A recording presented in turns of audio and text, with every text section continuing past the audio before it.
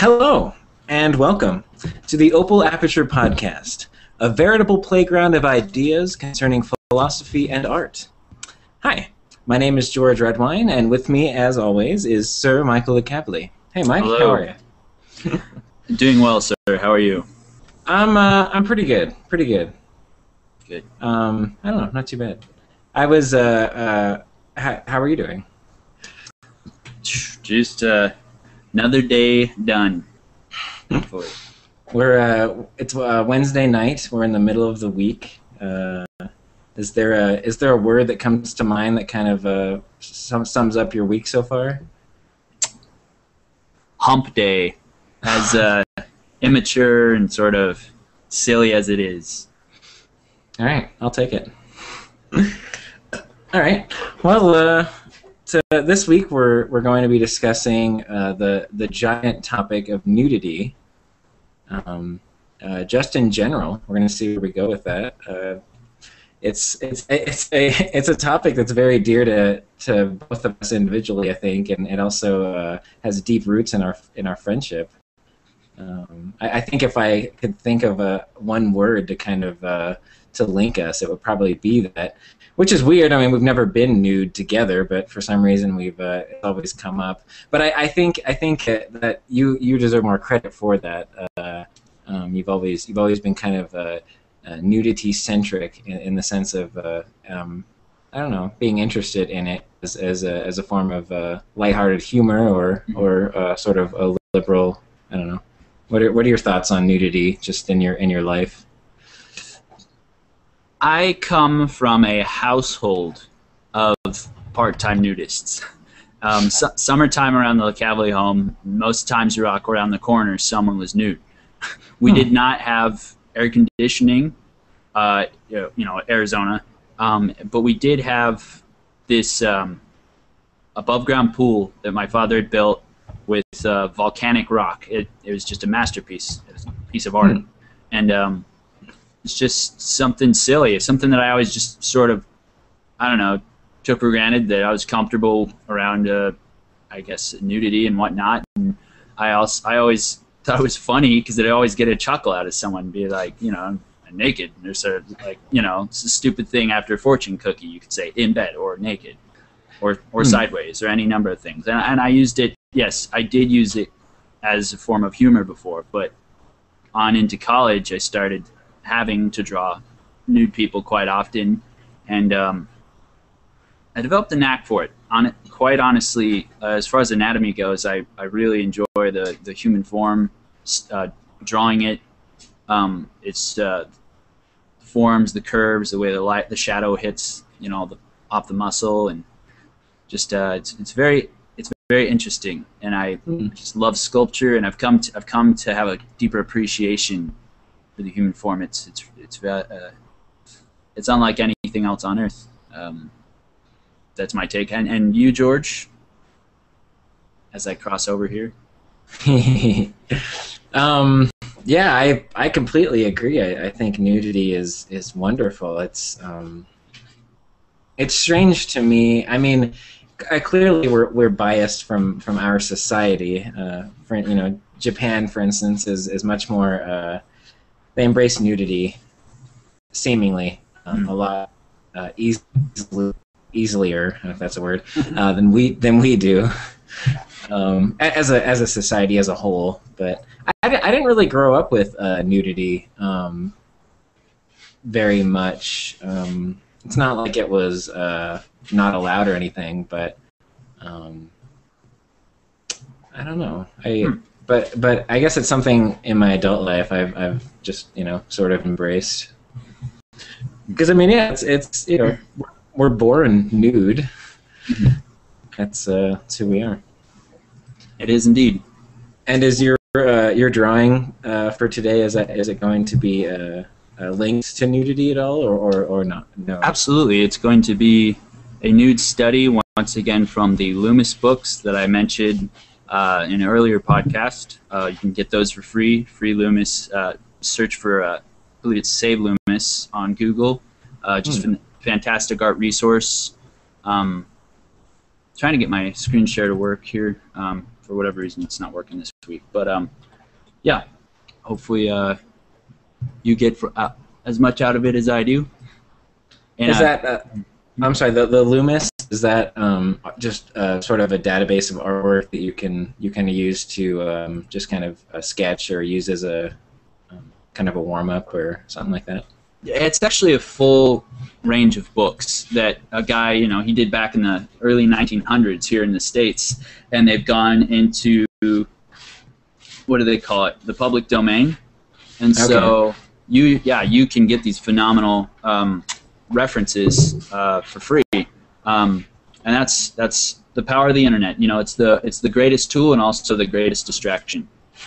So it's just, I think, educating ourselves on how to use it properly. Because, man, within this past year alone, I have seriously done a complete 180 in how I utilize the internet. So, yeah. But, I mean, and I hope I'm not trying to steer the conversation in this direction, but I think it has a lot to do with the movement sort of that's going on right now. People are really pushing for transparency within like government, within people's actions, within what's going on, and it can also be linked back to people's sort of how their comfort levels with nudity and sort of the strange behavioral trends that can develop with someone's upbringing and how they're exposed or treated with these things. So it's actually a huge topic, and it's one that I'm sure many people have issue or have appreciation with. Yeah, that's interesting. I mean, I agree with nudity in that sense of kind of seeing what goes on behind the scenes, and I don't know, it kind of reminds me of those in the 90s, those phones they used to have that had the transparent plastic, and so you could see inside the phone, and they were all like retro. But I think it's a good analogy. Just kind of it seems a lot of times in the past, as a society or as a people, we've wanted to cover things up, and make them look pretty, despite what what is actually going on inside of it. I don't know. I think that could be linked to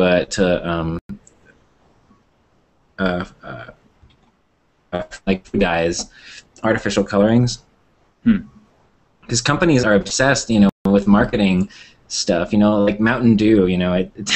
I don't know what natural color it would have without artificial coloring, but it probably wouldn't be bright ass green.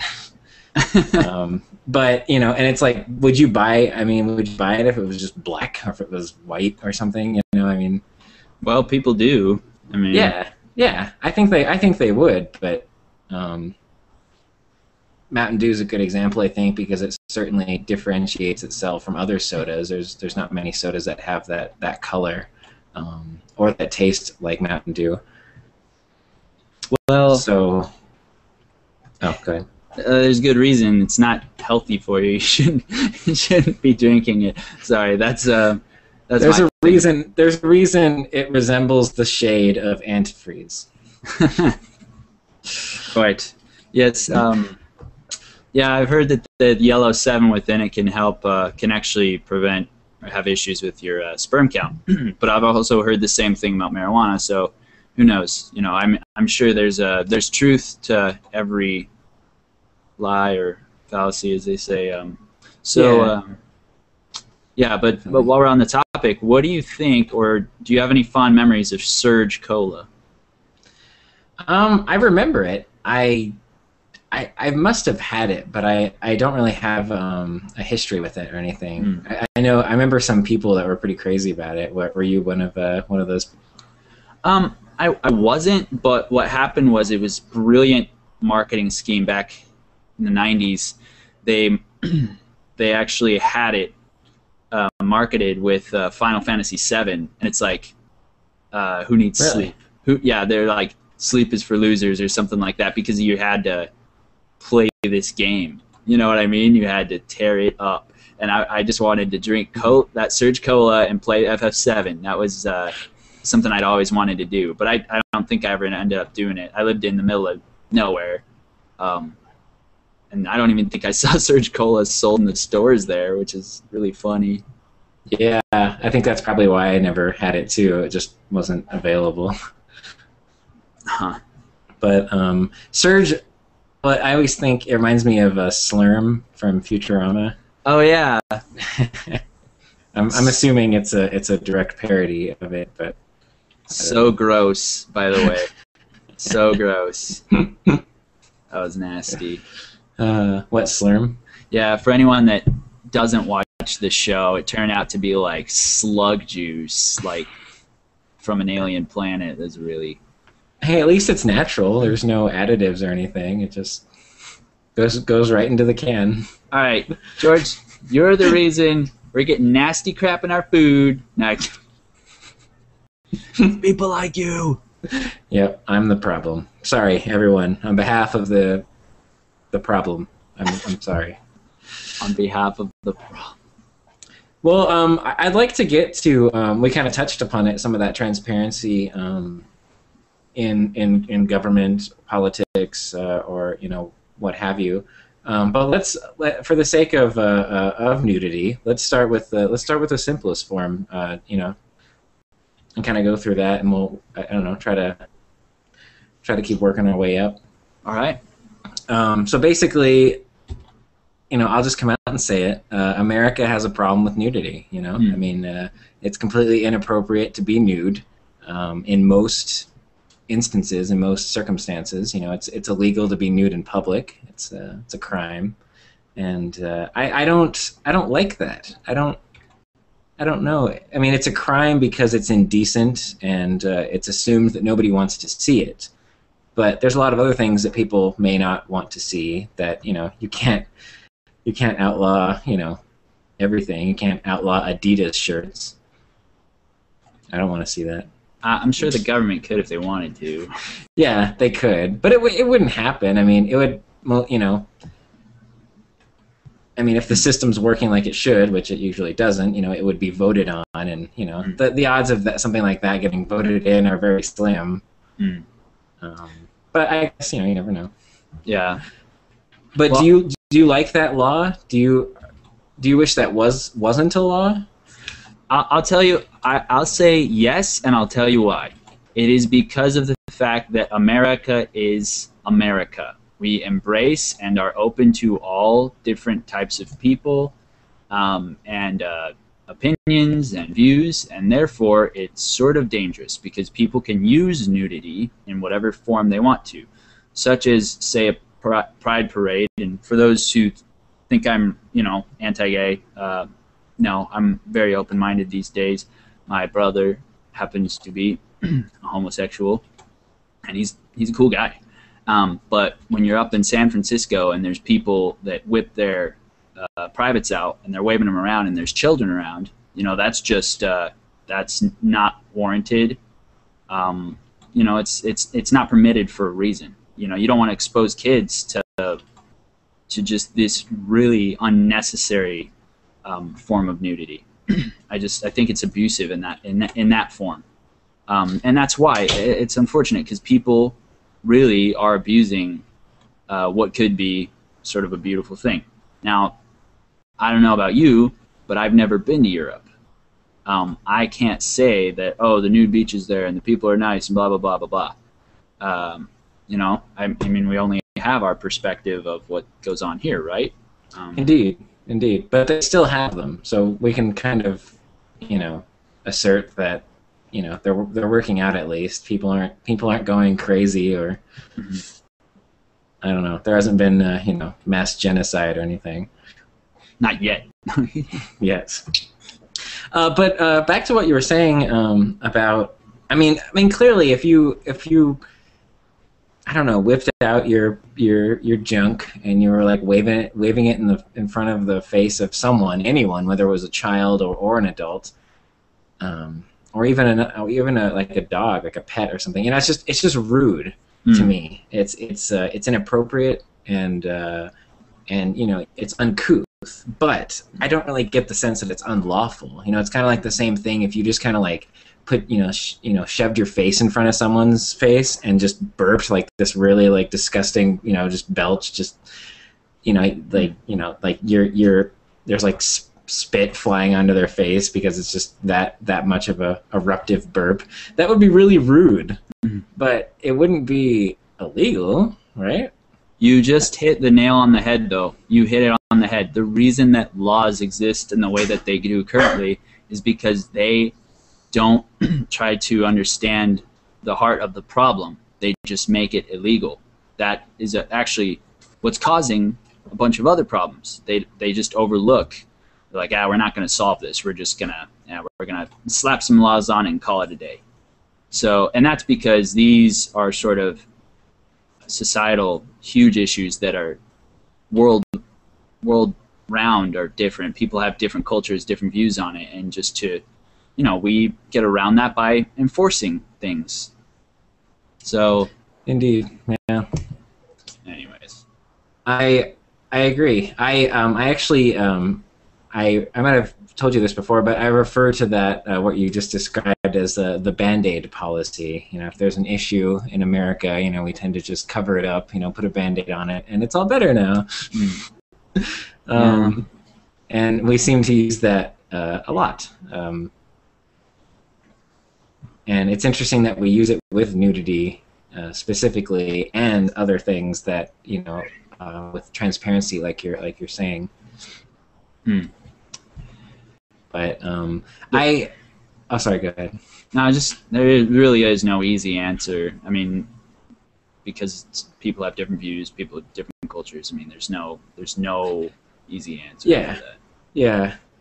I want to quote someone, and it's someone that's highly, well, not highly, but moderately controversial in the political world, and that is Bill Maher.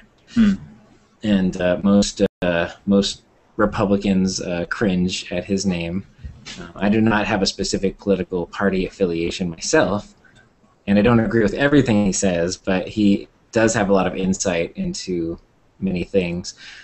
But he, on the topic of laws that, well, the specific quote is he's talking about gay marriage, and he was saying with the extreme right-wing people that he feels they don't really have a problem with a woman and a woman getting married. It's the male part that they have a problem with. And he said this is an instance where I agree with the right wing because I don't like it either, but I'm not asking that my opinion be made the law. And I think that. And he also went on to refer to that as legislating taste. And I think that's just so wise because, and I agree with it. It's, opinion, there's all those quotes or whatever, but, it's essentially something that, is your own and should be kept to yourself in the sense that, other people shouldn't have to conform to your opinion. Interesting. Yeah, and there's a fantastic quote, and I'm going to butcher it, but it's just like people can ask to have other people be respectful and mindful of their religious beliefs and their culture, but when you ask people to follow it by law, that's when you're asking people to submit, and that's people do not. I don't think that we should have to submit to any sort of people's or a single religious views, policies. But it's hard to say because, man, religion on one hand does a lot to prevent. It's like just like the laws that are in place. They're there to sort of prevent people from going too far and doing crazy crap. But on the other hand, it's I don't know. It's extremely limiting and could be having some negative effects. Yeah, I totally agree. I think, I don't know, I think that Well, the issue with it is nudity, our topic. And now that it is mostly, I mean, I know there are like in Oregon, there's parts of Oregon where topless nudity, I think, in public is legal. I think, or at one point it was, which is cool. But you know, that's Oregon. But you know, it's like once something is illegal like that, it seems like it'd be really hard to reverse that because you know there's been a precedent set, you know, that for I mean I guess I should look up the laws of nudity, but you know it's been going on a long time. I imagine I wonder if there's ever a point in this country when it wasn't illegal.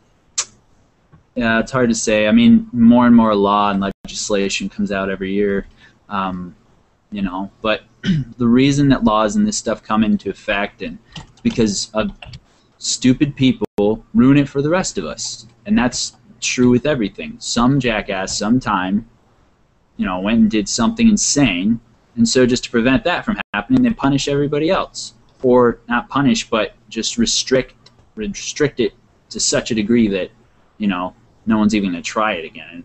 And that's not necessarily conducive to a progressive culture.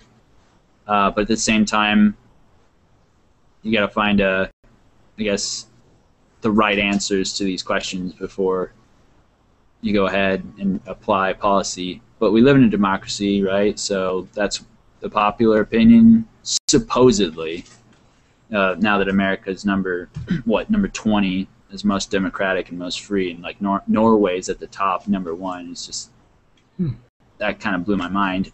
Wow, that's cool. I didn't know that. Yeah, me neither. Not until the other day, at least. Let's go to Norway. Yeah, Norway. Yeah, I've been thinking a lot lately about Europe, but every country has its problems.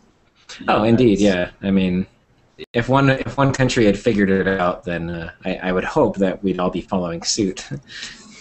Well, you know, it's just like my guy, Thomas More, with Utopia.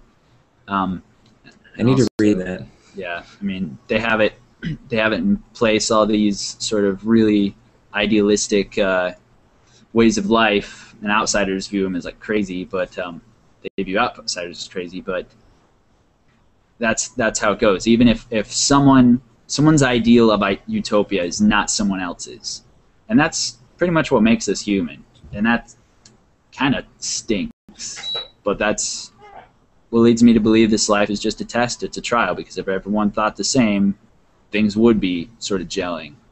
We would be progressing and doing amazing things instead of oppressing one another. Yeah. We can't move forward or evolve until we're all on the same cylinder. We're all in sync, and we are not. Well, and along those lines, it's like Michio Kaku, a great scientist and philosopher. He thinks that we can't have a planetary society or an interplanetary, intergalactic society until we solve our essential world issues first. You know, it's like you're going to go off into space, but we don't even have like things like world hunger or politics or government. We don't have these things that at their core should be pretty basic. But it's just this this is going to sound pretty radical, but I just think that there's not enough guys with let me just say it because we're on the topic of nudity. Not enough guys with balls out there. Balls to defend the rights and ethics of sane people. You know, just people, women are being oppressed. I don't know, maybe more than ever. Well, now that's just more in the media. You know, just rape and abuse and all this stuff going on in all the other countries, and they're like, oh, it's cultural differences. Yeah, screw that. We should be past that form of barbarism at this point. You know what I mean? I'm disgusted by this stuff, and just got a bunch of people who are pansies. They're like, we have to respect it. No, you need to help these people to move past this. Just like when Jacques Fresco, you know, the founder of the Venus Project, he, you know, de-established a KKK, a group of KKK members in 2 weeks. and then he went to an Islamic sect in New York, and they didn't believe in gravity, or they didn't believe that the world was round. And he showed them, he just showed them. He held up a balloon, and he rubbed it, and he had some dried rice in his hand, and it, I believe that's what it was. It hit me if I'm wrong. And it magnetized to it, and they said, "Oh, it's a magnet." It's just people need to be shown. It's like women are so much more loving and amazing if you respect them and let them respect you back. I mean, it's based in human dignity, and we need to get past the whole religious arguments and just establish these as a human code. That your human right to be loved and treated properly. Oh, indeed, and I think the vast majority of people feel that, agree with that. But I mean, you're talking about the media. I think it's just an act of diversion to kind of captivate our attention over here, so they can, while something else is going on over there, whatever it may be, and they. I mean, I was thinking not long ago. It's like every year, it's like a cycle. A gay marriage is trending, the issue, or abortion is trending, and I'm like, seriously, we're still on this, but it's not the people, it's the media and whoever's controlling it, whoever's in control, I don't know, whoever it is, the 1% or however you rationalize it, but it doesn't really matter. Yeah, but I don't know. I think if the media could die somehow. Somebody could just slay that beast. Then we could get on with it, because it's only an issue because they keep propelling it. I think they plant that seed in our head, because I don't think most people go around, living their daily lives going like, man, this gay marriage thing's a conundrum. No, I don't think they do, and I don't know. It's I mean, I know there are two sides to it, but I really want to believe that the media kind of spurs that on. They kind of like drive that line, or make it bolder. So the media is actually a detriment to progress. Is that? I mean, it sounds like, yeah, they're just because it's trending, and they're going to continually post this view and this view, and it's definitely going to influence other sort of ignorant people that just sit around and have their TV on all day. Which definitely. And I think it's all about ratings, too. Oh, boy, I bet you it is. Because, I mean, it seems to be the way that, because we always go back to, well, I'll correct that and say, well, you do as well, but I feel like I always go back to zeitgeist. But money creates this problem because people are forced to work jobs, a lot of people, that they don't like, that don't really do anything, they don't provide anything to society, they're just sort of a mundane cycle, and it sucks the life out of them. And so when they get home, they're just trying to medicate themselves from their boring, mundane existence that doesn't do anything for society and does not enrich their lives. And I feel like they turn on the news or they watch whatever, and they have to see all these commercials, and it's like, it can't be on accident. I don't know. I watch my family do it every day. Like, the news is on in the morning and it's on at night, and it's and I can't escape it. And it's because I don't watch the news at all. Do you? No, I tend to read as many different sites as possible to get sort of an educated view, because you can tell the ones that are just reporting other crap that they've heard, and then some that actually they talk to people who are actually a part of what's going on. And also it's sort of a dangerous thing, because by doing that you're sort of like, well, I still don't know what to believe. For a lot of times you can tell when it's just blatant, just crap they're spreading, rumor and whatnot. You can tell, but bullshit. Yeah, this is funny because I went and I started my college education in Flagstaff, NAU, and the first thing that they taught us in our communications 101 class was don't watch the news. seriously, this is what my instructor told us. He said, all of you, Nice. this is it's just a controlled piece of garbage. Stop watching it. And then I went and took my world politics class, which took out to be like a third world politics class because it showed all the jacked up crap that like Walmart and stuff is doing. And it's funny because, you know, we're always told to go to college our whole life, and these people there at the colleges, they're trying to spread awareness of all this stuff that might be going on in the world and try and bring attention to you so that maybe one young person will become an activist and make some change. But at the same time, they're not saying, oh, and by the time you get out of here after 4 years, you're going to be so screwed that there's no way you're going to be able to help anyone, much less yourself. I know that's a very sort of dark, depressing view of it, but for a lot of kids, that's their reality. Yeah, I think that's part of it, especially in a societal context. I don't know if you're able to look beyond that, then I think it's a lot more positive as a sort of a spiritual growth path. But yeah, I don't know. Humans can't be trusted to just do the right thing. Well, I don't know. Are we getting off track from nudity?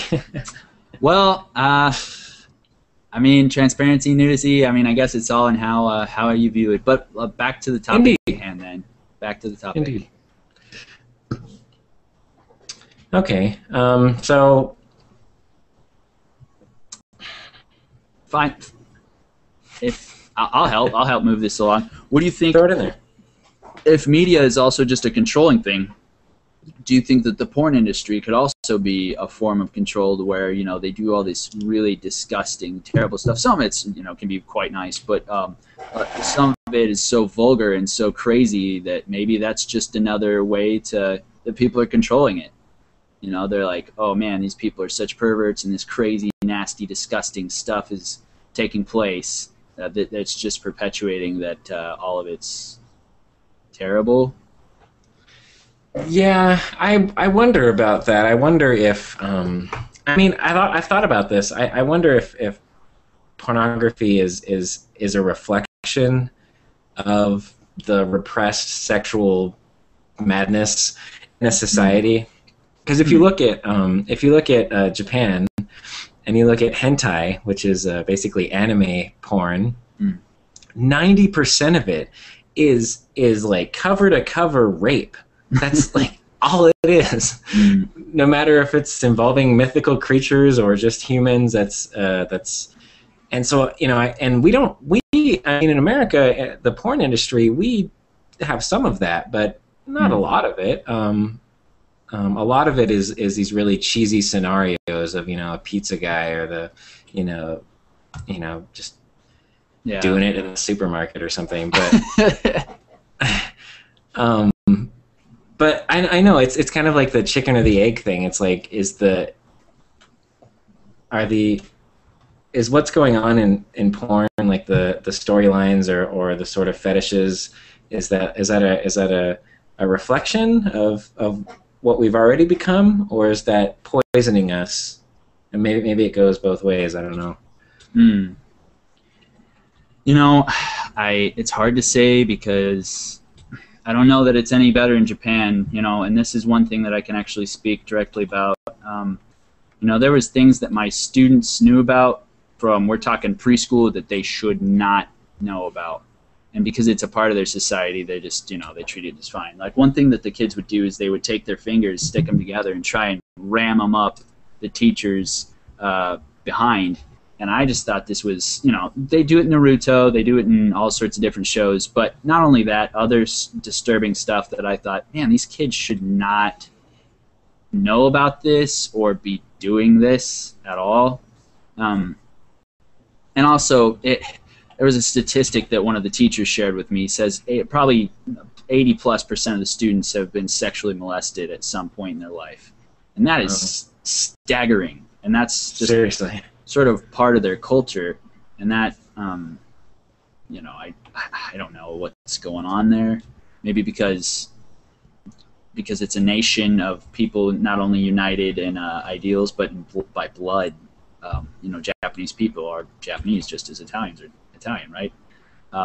Maybe they think it's okay. Like maybe it's more okay because they're familiar with one another, or they seem more familiar with one another in some way.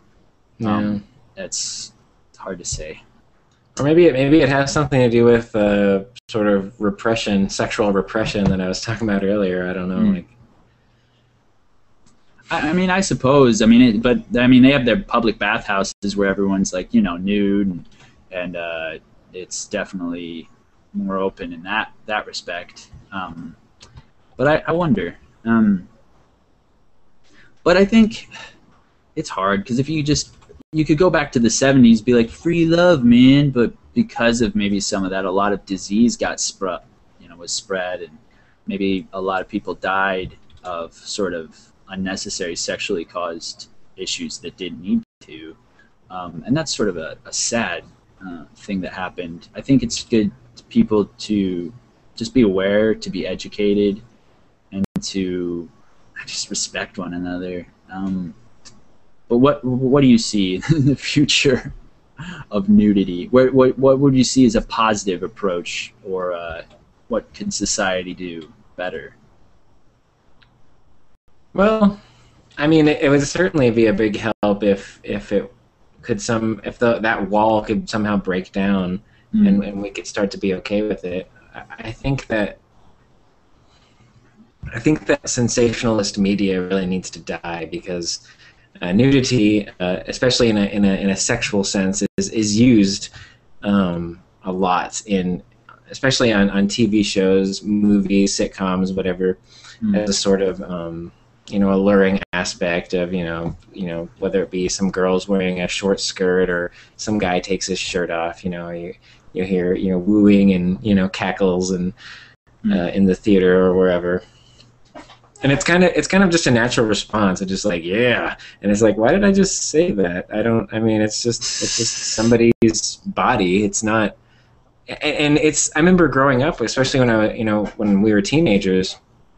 Man, like nudity was just, especially of the opposite sex, was just very alluring. It was so, it was just like exciting, and I guess could be a good thing, but I just feel like it was too much, and it was something that I didn't have control over. It's not something I consciously woke up and went like, yeah, I'm interested in that, and I have to wonder that part of that is instinctual, but I think another part of it is sort of a sexual repression, because we're not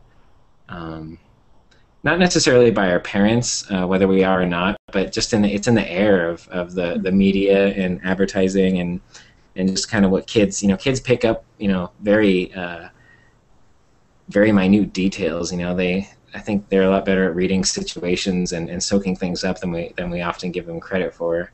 And it's like they say, sex sells, and I think you hit it on the head again. Media is going to want to use that because who's famous, who's popular, what are they doing, what are they using, what are they selling? Kim Kardashian, worthless human being. Paris Hilton, worthless human being. Not to say that all beautiful women are useless, far from it. Look at Princess Diana. She did great, wonderful things. Quite attractive. It's sad, but I think they're using beauty against us, just as they try to use religion against us. Indeed, and it's all for profit. Which is really cheap, but that's how the system works. And what's really sad to me is it seems that a lot of countries, especially second world and other first world countries, have been copying us because we've been successful in the past. And now it's poisoning other societies, and I hate to be this harsh, but I think kind of ruining other cultures. Absolutely. Absolutely. That's people are sort of modeling what America was and is, and it's, truth be told, it's not working.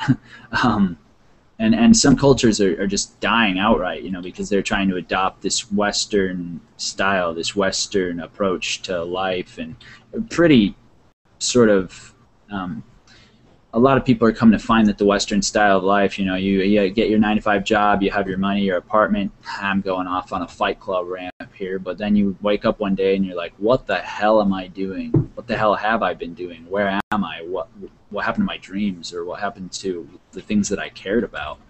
And I think maybe people are going to wake up to that. I think here in America, people are starting to, and have been for quite some time, but there's too many people that are just getting drawn into it, and the people with large sums of money invested in it are going to do whatever they can to keep it functioning as such. And I really question whether or not those people are happy, because I don't think they are.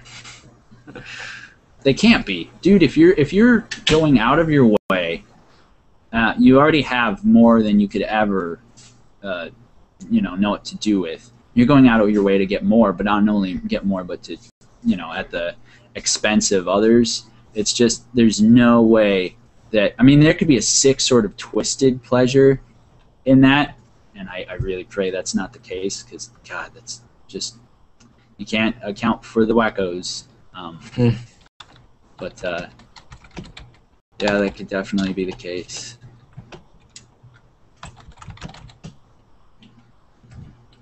What do you think? Well, I was thinking of, I'm trying to look up to see who said it, that popular quote. His name is on the tip of my tongue, but...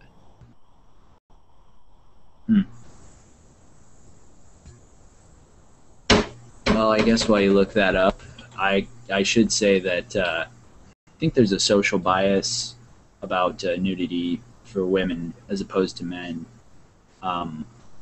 Everyone, including women, I think, want to see that, just who's pretty. I mean, because guys, because of the rugged nature of men, there's a lot of dudes that work really hard, and so they just have chiseled bodies for the most part, but a lot of women aren't necessarily born with, all the parts in all the right places.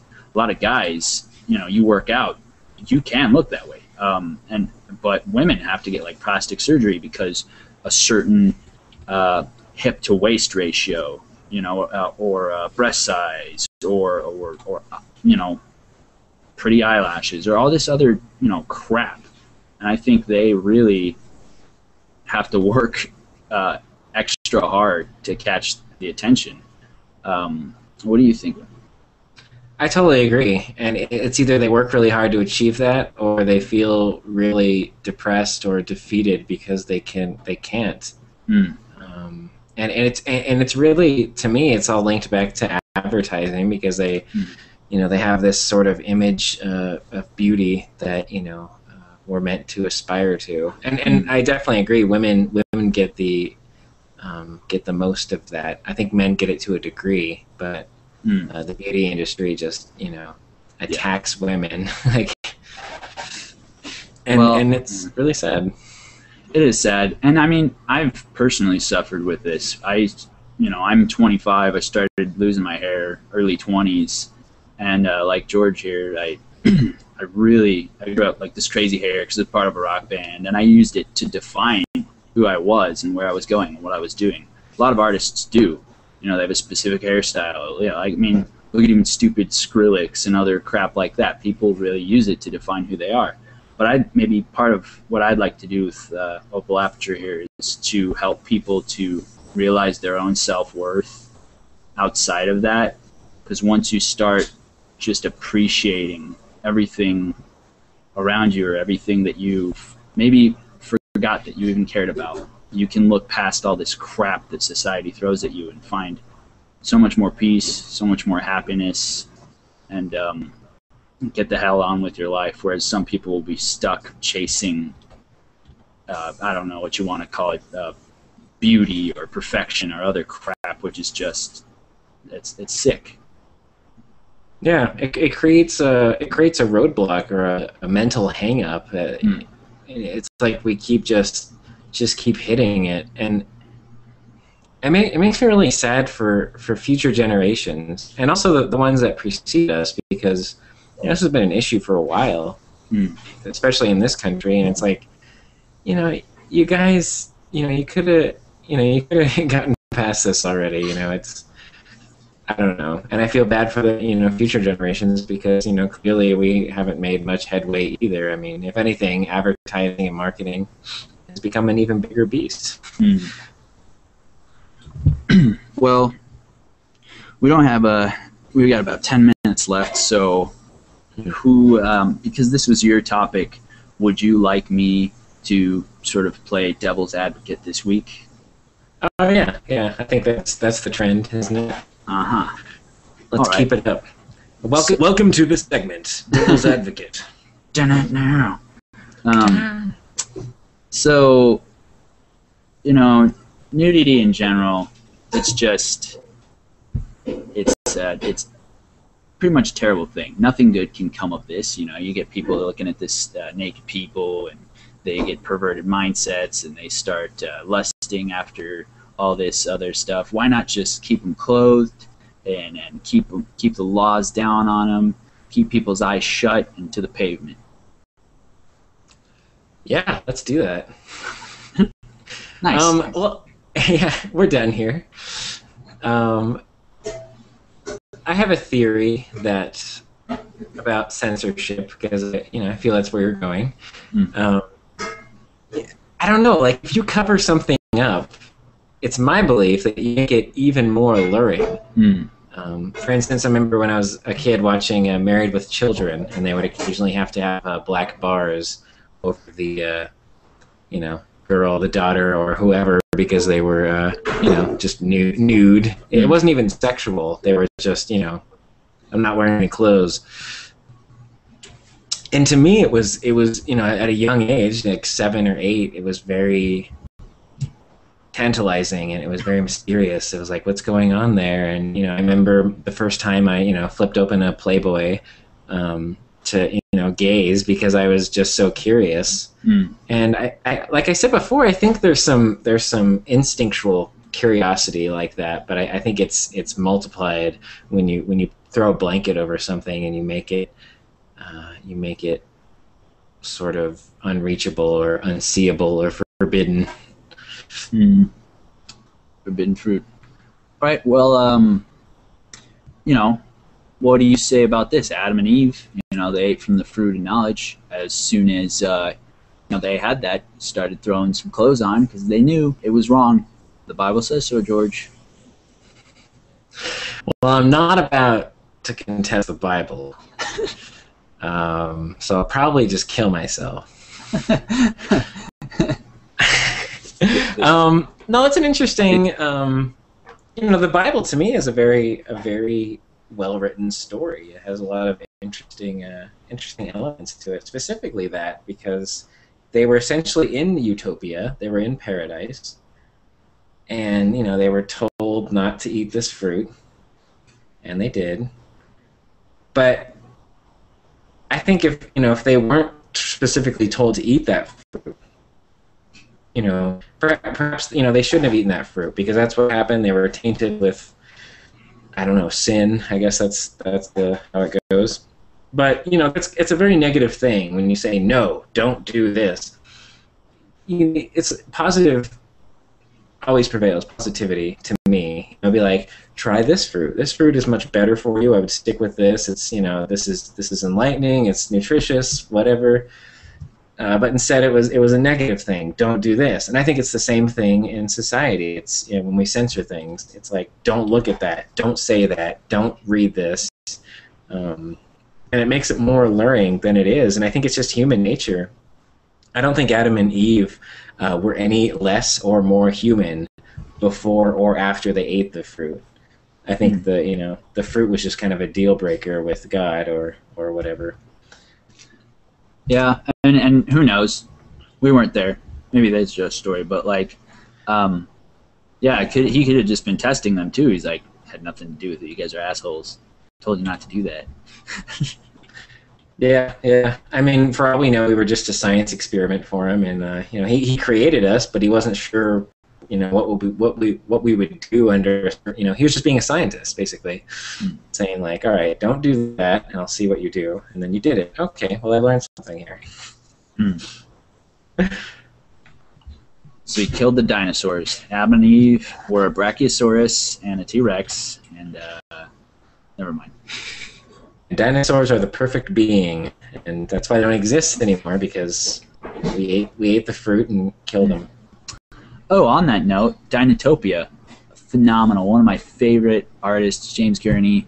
Some of the dinosaurs had clothes, but for the most part, they were nude.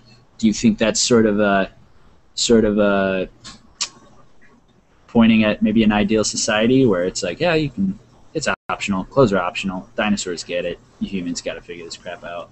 Exactly, and I wish I would have brought this up earlier, because, and I thank you for bringing it up. But I mean, you think about it, clothes. What's the purpose of them? It's to keep us warm, or to protect us from, branches or just elements, whatever. I mean, it's not like the initial purpose was like, oh, this is indecent, I need to cover this up. It just became that way. I think people. Somebody along the line, some society or culture or tribe, liked it. Like, I like how that looks more, and so let's just do that. And it became a norm. I'm assuming there must be a history on this. I should research it, but that's probably what happened. Well, and here we are. To sort of expound on that, I had a friend. He dated a Muslim girl. And he actually told me that, the whole how they wear them, make them wear the veils or the headdresses and whatnot. It's because before they came along, the women in those societies were really, even, once upon a time, really terribly oppressed. And those veils were actually a way to protect them and sort of have them to preserve their respect. But what happened was, as the society and those people's reign of power got stronger and stronger, it turned into something completely different, to where now it's like another form of control. It turned into being like a way to protect their women, and now it went the exact opposite direction. And I think a lot of times people start out well with good intentions. A lot of times, like in politics, and what do they say? Absolute power corrupts absolutely. And control. Indeed. And I don't think, the reason that probably happened is because, there was a new leader who changed everything. And I don't know, I don't think humans need leaders. I think we need inspiration or what's the word? I don't know, someone to look up to, like a mentor, or I don't know. It's like once we have leaders, and a human becomes a leader, then they usually become corrupt with power, or at least blinded by it, and then we're just in a cycle, a never-ending one. Yeah, well, but if you have no leadership, it becomes survival of the fittest again, and people start tyrannizing one another, and it just turns into the chaos, or so they say. Yeah. So they say. I often fantasize that, not that I really want this to happen, but let's say there was some catastrophic event on Earth, like just to be cheeky, I'll say a Z-Day, a zombie apocalypse, and it kills. It's devastating. Oh, is that? No, I said freaking zombies. Sorry, go on. I know. God damn it. It's highly devastating, and it kills 90% of the population, we'll just say. And for some reason, somehow the zombies die out, we prevail. But 10% of humans left on Earth than there are now would be a lot less. And so I like to fantasize that we would be like, okay, we need to start over, we need to rebuild, we need to get together and try to do this over again. And I feel like at that point we'd be like, okay, I think we can learn, we can kind of fix things from the way they were, and we can do it right this time. And then we would. But then, and think well for a couple of years probably, but then something would happen. And somebody, and generations later would be born, and they wouldn't empathize with what had happened. They maybe wouldn't even know about it. They wouldn't get it. They wouldn't understand it, and it wouldn't connect with them. And we'd find ourselves where we are now again. Mm. So I don't know. Do you think that's just how human society, I guess, works in general? It's just a sort of cycle, inevitable cycle like that. Oh yeah, I mean, people's opinions change and different people's views and everything. History is written by the victor, so it's all different people's perception of the same incidents, and it's being human is a bitch. You know, that whole fallible portion, it always gets us. But that on that note, any final closing thoughts for your nudity edition? Because I just we're at an hour is all. Okay, yeah. Not really. I think. I mean, I want you all to be nude. Okay, take your clothes off right now and just be nude for as long as you can. 10 minutes. Hey, that works for me. I sleep in the nude. How about you, Mike? I don't. However, I find myself becoming sleep nude sometimes, so I think it's my subconscious. It's just like, go to it, man. Which is kind of weird. I'm not even kidding you. Like, I have some very weird sleep habits. But while George promotes you to be nude, I just say find a way to be happy. And if being nude does it, good on you. I'm hoping there's I'm hoping there's not people out there that in the comfort of their own home, they're completely alone, windows are drawn, and they get naked, and they take their clothes off. I hope there's not people out there that do that and start crying and are sad. It should be a liberating experience. I mean, it's how we came into this world, and it's how animals don't wear freaking clothes. But I also wanted to do my album recommendation based on the topic loosely. It's an album I've been really digging lately. It's by a band called Spirit Caravan, and it's they're sort of a metal hard rock band. It kind of classifies as stoner rock or even a desert rock. It has this very raw quality, and it's just amazing. I love it. It's there are some faster tempos, but most of the songs are kind of a slower sort of tempo, kind of groovy and chill, but also has a lot of that raw essence to it. And this album is called The Last Embrace. And I feel it's linked to nudity because of how raw it is, and because of how I don't know. It kind of makes you feel like you're outside, like you're in a desert or you're in the forest, and I feel like that's very closely related to nudity. And yeah, so I'm recommending that. It's a comprehensive album. It compiles two of their studio albums. They only had two. And some rare and unreleased songs, but it's a Spirit Caravan, The Last Embrace. Check it out. Nice. And I'll give you one guess. What video game character would this be? Oh, Sephiroth? There we go. Yeah. Nice. Also, Mike, have you thought of a topic for next week or whenever we get around to doing this? Honestly, I'm not as good as the foresight into the future as you there, George. There's no topic on my end, but I promise you, I will do my research. I'll have something tasty to look forward to. Sounds good.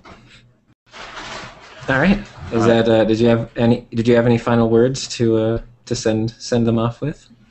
Don't be afraid to draw the naked figure. It will help you in all aspects of your art.